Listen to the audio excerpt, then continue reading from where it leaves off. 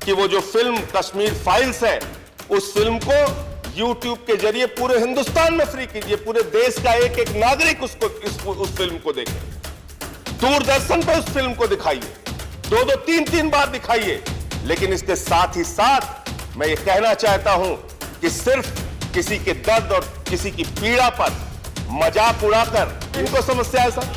कश्मीरी पंडितों का पुनर्वास भी नहीं करना चाहते सर। किसी के दर्द और किसी की पीड़ा पर सवाल खड़े करके उस पर राजनीतिक रोटियां सेकने के बजाय कैसे हिंदुस्तान को नए रोजगार के साधन मिलेंगे, कैसे अच्छी शिक्षा मिलेगी, कैसे अच्छे स्वास्थ्य की व्यवस्था होगी, इसके बारे में चर्चा करने की आवश्यकता है। मानो एक अभी फिल्म की चर्चा बहुत तेजी के साथ पूरे देश में है।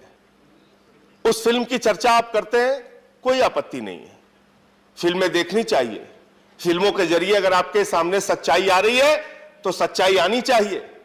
अपने प्रस्ताव में मैं तो मांग कर रहा हूं आज इस सरकार से कि वो जो फिल्म कश्मीर फाइल्स है, उस फिल्म को YouTube के जरिए पूरे हिंदुस्तान में फ्री कीजिए, पूरे देश का एक एक नागरिक उस फिल्म को देखे। दूरदर्शन पर उस फिल्म को दिखाइए, 2-2, 3-3 बार दिखाइए। लेकिन इसके साथ ही साथ मैं ये कहना चाहता हूं कि सिर्फ किसी के दर्द और किसी की पीड़ा पर मजाक उड़ाकर, किसी के दर्द और किसी की पीड़ा पर सवाल खड़े करके उस पर राजनीतिक रोटियां सेकने के बजाय आवश्यकता इस बात की है कि उन कश्मीरी पंडितों का पुनर्वास करने के लिए आपने क्या किया, यह भी सदन को बताइए। 89 में आपको शायद याद होगा, नहीं याद होगा, लेकिन जब कश्मीरी पंडितों को निर्ममता के साथ पीट पीट के वहां से बाहर किया गया मान्यवर, उस समय हमारी भारतीय जनता पार्टी सरकार में थी। मान्यवर सरकार में थी, ये लोग सत्ता में थे, ये सत्ता के भागीदारी थे। वीपी सिंह जी प्रधानमंत्री थे और कश्मीरी पंडितों को जब मार मार के भगाया जा रहा था, आप सत्ता के साथ बैठे हुए थे, खामोश थे। ये इतिहास कभी भूल नहीं सकता। आप ये भी नहीं भूल सकता इतिहास कि आपकी पार्टी के नेता और आपकी पार्टी के जगमोहन जी जो बाद में केंद्रीय मंत्री हुए, वो वहां के राज्यपाल थे। उनके राज्यपाल रहते हुए कश्मीरी पंडितों को वहां से मार मार के भगाया गया। और यह भी इतिहास कभी नहीं भूल सकता। इसी सदन में आम आदमी पार्टी की ओर से मैंने मामला उठाया था कश्मीरी पंडितों के पुनर्वास की। कश्मीरी पंडितों के पुनर्वास के लिए 7 वर्षों में आपकी सरकार ने क्या कदम उठाया, इस पे चर्चा कीजिए, इस पे बातचीत कीजिए। अरे वो भी एक संस्कृति है, वो भी एक संस्कृति है, वो भी एक क्षेत्र की संस्कृति है, वो भी एक हिंदू धर्म को मानने वाले लोग हैं उनकी। अब देखिए, आप कश्मीरी पंडितों पे भी इनको समस्या है सर। कश्मीरी पंडितों का पुनर्वास भी नहीं करना चाहते सर। यहां दूसरे विषय भी आए प्रस्ताव, ये कश्मीरी पंडितों को भी नहीं बसाना चाहते सर। मैं तो पुनर्वास की बात कर रहा हूं, मैं तो कश्मीरी पंडितों के पुनर्वास बोलना चाहते हैं। आप उन्हें समय दे रहे हैं, उस पर भी आपत्ति कर रहे हैं। आपने जो अरे उस पर नहीं करना चाहते, आपसे कुछ नहीं हुआ, ये अलग बात है, लेकिन सुन तो लीजिए, हमारी पीड़ा तो सुन लीजिए। कश्मीरी पंडितों के लिए आपने कुछ नहीं किया, मैंने मान लिया, सुन तो लीजिए हमारी पीड़ा। आपने कुछ देखे, कश्मीरी पंडितों पे भी समस्या सर। कश्मीरी पंडितों की पीड़ा नहीं सुनना चाहते। मैं खत्म कर रहा हूं सर, मैं समाप्त कर रहा हूं, मैं सर ये कह रहा हूं, एक प्रस्ताव सदन में पास कीजिए। ये बहुत चर्चा का विषय है इस समय। सारे सांसद, मैं तैयार हूं 5-5 करोड़ की अपनी निधि, 1 साल की पूरी निधि कश्मीरी पंडितों के पुनर्वास के लिए दीजिए। मैं तैयार हूं, आम आदमी पार्टी की ओर से यह प्रस्ताव ला रहा हूं आपके बीच में। मौका दिया और जब मैं आ रहा था तो राकेश सिन्हा जी को मैंने टीवी पे सुनता हुआ आया। बहुत अच्छी बातें, बहुत बड़ी बातें इन्होंने की, सुन के अच्छा लगा। इनके मुंह से राष्ट्रपिता महात्मा गांधी का नाम, राष्ट्रपिता महात्मा गांधी के उदाहरण, यही तो भारत है मान्यवर। आज आजादी के 75 साल के बाद भी हम उस राष्ट्रपिता महात्मा गांधी की बात कर रहे हैं, उनके विचारों की बात कर रहे हैं, जिससे पूरे दुनिया में भारत की पहचान बनी। आप अमेरिका चले जाइए, आप रूस चले जाइए, आप लंदन चले जाइए, आप कनाडा चले जाइए, ऑस्ट्रेलिया चले जाइए, न्यूजीलैंड चले जाइए, वहां लोगों से आप कहिए कि हम भारत से आए हैं, वो भारत के प्रधानमंत्री का नाम शायद बाद में लेंगे, वो भारत के किसी पूर्व प्रधानमंत्री का नाम भी शायद बाद में लेंगे। वो सबसे पहले कहते हैं आप गांधी के देश से आए।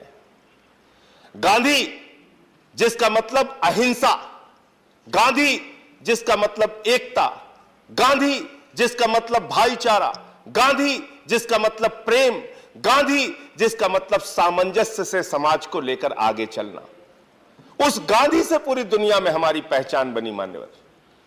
और आज इतिहास के तथ्यों की पड़ताल अगर हो रही है तो मैं आपसे कहना चाहता हूं मान्यवर, आजादी के आंदोलन में बहुत से लोगों ने राष्ट्रपिता महात्मा गांधी का साथ दिया, बहुत से लोगों ने नहीं दिया।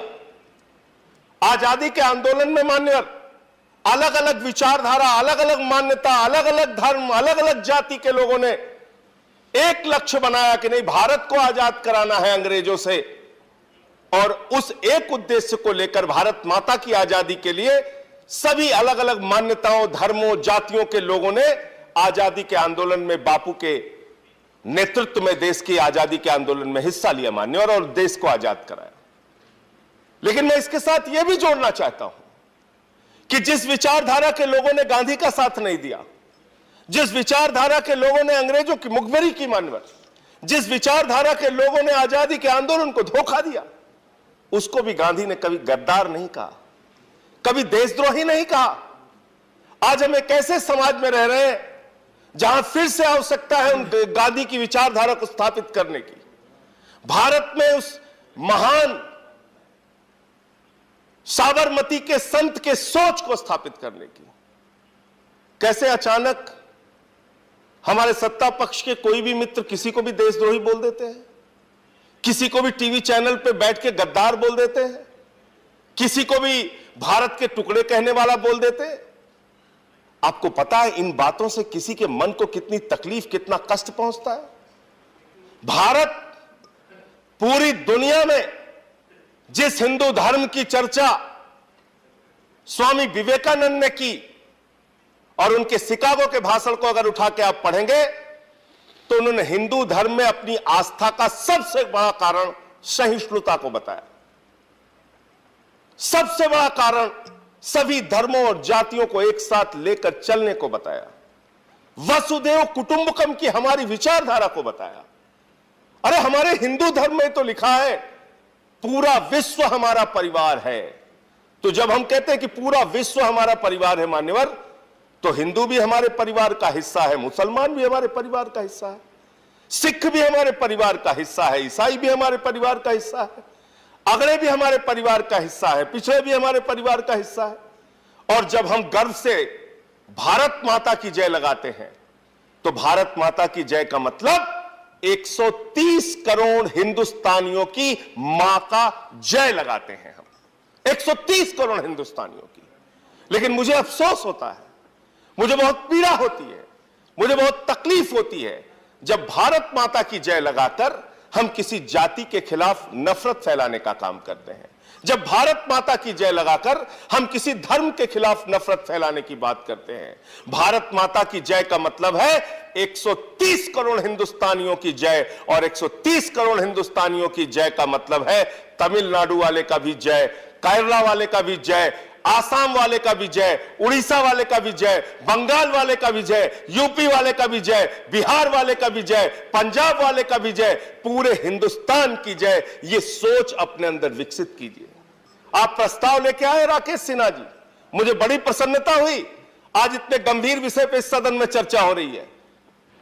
हम लोग डॉक्टर लोहिया को मानने वाले लोग हैं, समाजवादी आंदोलन से निकले हुए लोग हैं। रघु ठाकुर जी के साथ हमने काम किया लंबे समय तक। आदरणीय रघु ठाकुर जी ने हमेशा यही सिखाया, लोहिया के विचारों से हम लोगों को हमेशा शिक्षित करने का, प्रशिक्षित करने का काम किया। और वो बताते थे कि किस तरह से किसी धर्म विशेष में आस्था न होने के बावजूद वो कोई हिंदू धर्म की मान्यताओं को मानते हो, पूजा करते हो, अर्चना करते हो, ना करते हो, लेकिन वो डॉक्टर राम मनोहर लोहिया रामायण मेला का आयोजन करते थे, जिसमें रामायण की अच्छी बातों का, अच्छे संदेशों का लोगों के बीच में प्रचार प्रसार हो और अपने जीवन में कैसे बदलाव हो।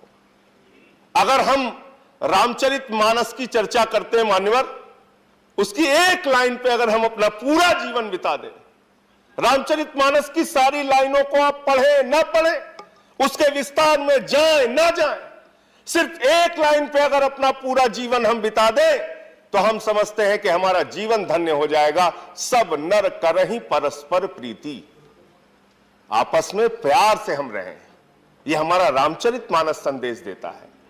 हमारा हिंदू धर्म वसुदेव कुटुंबकम की बात करता है। लेकिन आजादी के 75 साल के बाद हम कहां खड़े हैं? आजादी के 75 साल के बाद हम किसी के कपड़े पर सवाल उठाते हैं, हम किसी की भाषा पे सवाल उठाते हैं, हम किसी की जाति पे सवाल उठाते हैं, हम किसी के धर्म पर सवाल उठाते हैं। क्या ऐसे भारत आगे बढ़ सकता है मान्यवर? क्या ऐसे इस देश का विकास हो सकता है? क्या ऐसे वसुदेव कुटुंबकम की विचारधारा पूरी दुनिया में फैल सकती है? नहीं। और इसलिए अगर हम गौतम बुद्ध को मानते हैं, अगर हम राष्ट्रपिता महात्मा गांधी को मानते हैं, अगर हम हिंदू धर्म को मानते हैं, तो सबसे पहली प्राथमिकता, मैं सत्ता पक्ष में बैठे हुए लोग हों या विपक्ष में बैठे हुए लोग हों, हमारे आपस में कितने भी मतभेद हों, हो सकता है राकेश सिन्हा जी से हमारे वैचारिक मतभेद हों, हो सकता है भारतीय जनता पार्टी से हमारे वैचारिक मतभेद हों, लेकिन भारत की जो संस्कृति है, भारत की जो सभ्यता है, भारत की विविधता में एकता, भारत की विशेषता, जो ये पहचान है, इस पहचान को कभी भी हम मिटने नहीं देंगे। आज इस प्रस्ताव के माध्यम से इस बात का संकल्प हमारी सारी राजनीतिक पार्टियों को इस सदन के अंदर लेना चाहिए। माननीय, इस प्रस्ताव को आज पास करते हुए यह संकल्प अपने मन में लेना चाहिए, ईमानदारी से लेना चाहिए। और अगर हम लोकतंत्र की बात करते हैं मान्यवर, तो हमारा लोकतंत्र क्या है? अलग अलग दलों के लोग चुन के आते हैं, अलग अलग राज्यों से चुनकर लोग आते हैं, अलग अलग भाषाओं को मानने वाले लोग चुनकर आते हैं। लोकतंत्र भी तो यही कहता है, मत भिन्नता हो, आपस में आपके वैचारिक विरोध हो, अलग अलग मुद्दों पर आपकी अलग अलग राय हो, लेकिन बावजूद इसके देश के हित में, राष्ट्र के हित में हम सब एक साथ मिलकर काम करें। यह सदन इस बात का प्रतिनिधित्व करता है। भारत की संस्कृति का प्रतिनिधित्व यह सदन करता है मान्यवर। भारत की संस्कृति का, भारत की सभ्यता का, भारत की भाषा का, भारत की पहचान का, राष्ट्रपिता महात्मा गांधी के संदेश का प्रतिनिधित्व यह सदन करता है। जहां अलग अलग राज्यों से, अलग अलग भाषाओं के, अलग अलग जातियों के, अलग अलग धर्मों के लोग मिलकर चुनकर आते हैं और यहां पर देश के हित में जो योजनाएं बनाते हैं, तमाम मत भिन्नताओं के बावजूद एक साथ मिलकर काम करते हैं। यही भारत का लोकतंत्र है।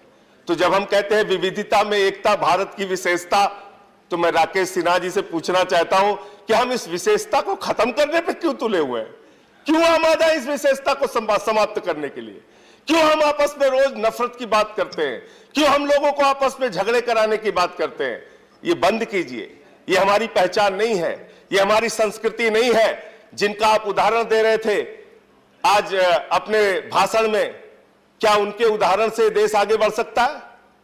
उनका काला इतिहास है, उनका काला इतिहास है। क्या उन्हीं काले इतिहासों को दोहरा के बातें करके, उन्हीं बातों को करके हम इस देश को आगे लेके जा सकते हैं? एक नए भारत की कल्पना जब करते हैं आप, जब आप श्रेष्ठ भारत बनाने की बात करते हैं, तो आप भारत आज की परिस्थितियों में कैसे आगे बढ़ सकता है, इसकी चर्चा करनी चाहिए। कैसे हिंदुस्तान को नए रोजगार के साधन मिलेंगे, कैसे अच्छी शिक्षा मिलेगी, कैसे अच्छे स्वास्थ्य की व्यवस्था होगी, इसके बारे में चर्चा करने की आवश्यकता है माननीय। खबरों में बने रहने के लिए फोरम 4 को सब्सक्राइब करें और नोटिफिकेशन पाने के लिए बेल आइकन दबाएं।